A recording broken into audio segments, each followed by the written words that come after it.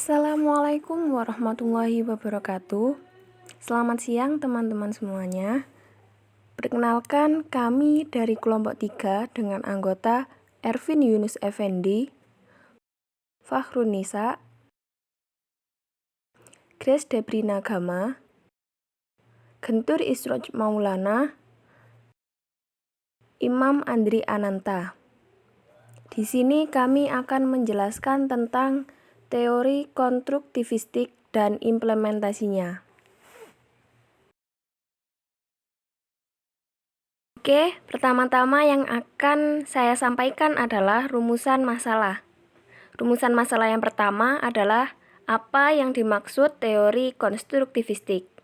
Yang kedua, apa kelebihan dan kekurangan dari teori konstruktivistik. Yang ketiga, bagaimana tahapan pelaksanaan teori konstruktivistik. Yang keempat, bagaimana bentuk implementasi teori konstruktivistik.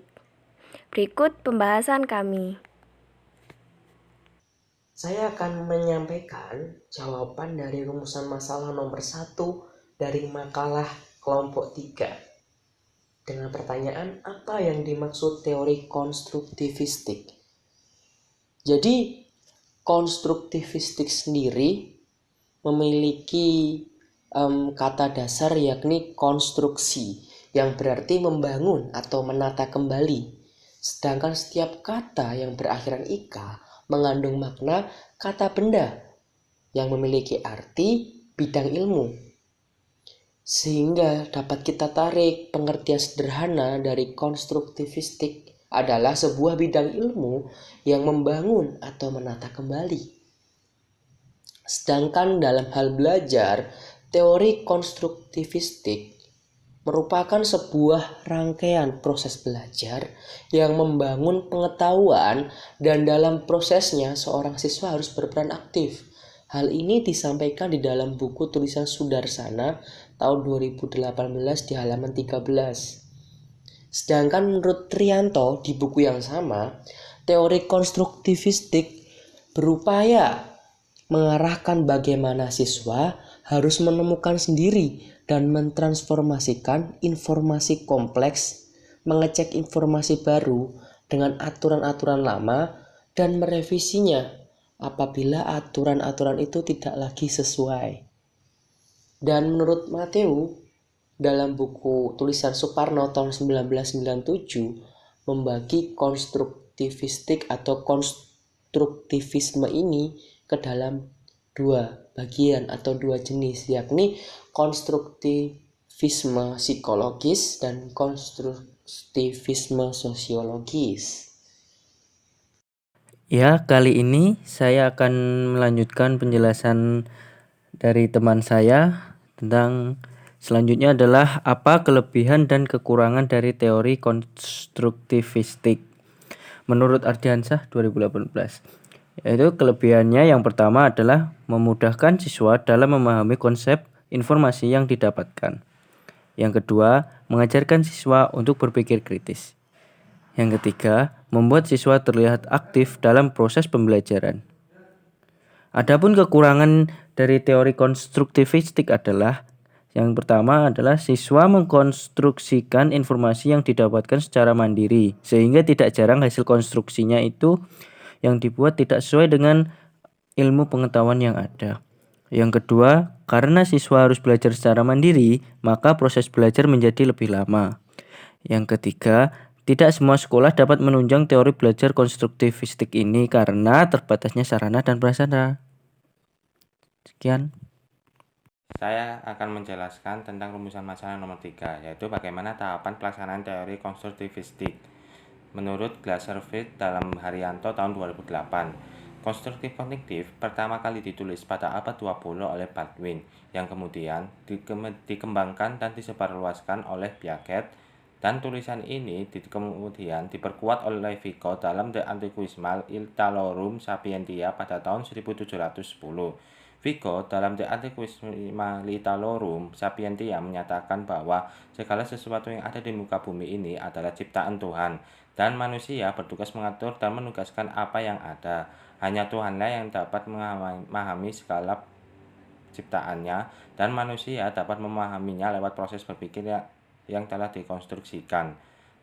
Bagian selanjutnya adalah bagaimana bentuk implementasi teori konstruktivistik. Yang pertama, pemusatan perhatian kepada berpikir atau proses mental anak, bukan sekedar hasil yang diperoleh. Guru dapat memberikan permasalahan dan siswa diminta memberikan jawaban dengan sudut pandang dan perspektifnya. Sehingga teori ini melatih siswa untuk dapat berpikir kritis. Yang kedua, mengutamakan peran siswa dalam berinisiatif sendiri dan keterlibatan aktif dalam kegiatan pembelajaran. Guru dituntut untuk mempersiapkan beraneka ragam kegiatan. Contohnya adalah dengan guru memberikan kesempatan siswa untuk presentasi dan memberikan ruang diskusi. Yang ketiga, memahami adanya perbedaan individual. Oleh karena itu, guru harus melakukan upaya khusus untuk mengatur kegiatan dalam kelas, dalam bentuk individual dan dalam bentuk kelompok kecil siswa. Contohnya, guru memberikan tugas proyek dan hasilnya akan didiskusikan bersama-sama di dalam kelas. Yang keempat, guru sekedar membantu menyediakan sarana dan situasi agar proses konstruksi siswa berjalan dengan mulus. Yang kelima, evaluasi dalam pembelajaran dalam pandangan konstruktivis. Evaluasi menekankan pada penyusunan makna secara aktif yang melibatkan keterampilan yang terintegrasi dengan menggunakan masalah dalam konteks nyata, menggali munculnya berpikir divergen, pemecahan ganda, bukan hanya satu jawaban benar. Evaluasi harus diintegrasikan ke dalam tugas-tugas yang menuntut aktivitas belajar yang bermakna serta menerapkan apa yang dipelajari dalam konteks nyata, bukan sebagai kegiatan yang terpisah. Saya di sini akan menjelaskan bagaimana bentuk implementasi teori konstruktivistik. Yang pertama tahap apersepsi, yang kedua tahap diskusi, yang ketiga tahap pengembangan dan aplikasi. Untuk tahap apersepsi, yang pertama guru memberikan permasalahan dan siswa diminta memberikan jawaban dengan sudut pandang dan perspektifnya. Yang kedua, tahap diskusi, yang berarti guru dituntut untuk mempersiapkan beraneka ragam kegiatan seperti memberikan kesempatan siswa untuk berpresentasi dan memberikan ruang diskusi. Yang ketiga, tahap pengembangan dan aplikasi, yaitu guru memberikan tugas proyek dan hasilnya didiskusikan bersama-sama di dalam kelas. Jadi, kesimpulan dari pembahasan kita kali ini yaitu teori belajar konstruktivistik merupakan bagian dari rangkaian teori belajar kognitif yang dapat membantu siswa meningkatkan pemahamannya dalam mendapatkan sebuah informasi. Siswa harus mau berusaha mendapatkan informasi yang didapatkannya dengan cara berpikir kritis, menciptakan definisi yang sesuai dengan pemahamannya, serta mempraktekkan apa yang telah dipelajari. Demikian presentasi dari kami. Semoga apa yang telah kami sampaikan dapat bermanfaat bagi kita semua. Terima kasih atas perhatiannya. Wassalamualaikum warahmatullahi wabarakatuh.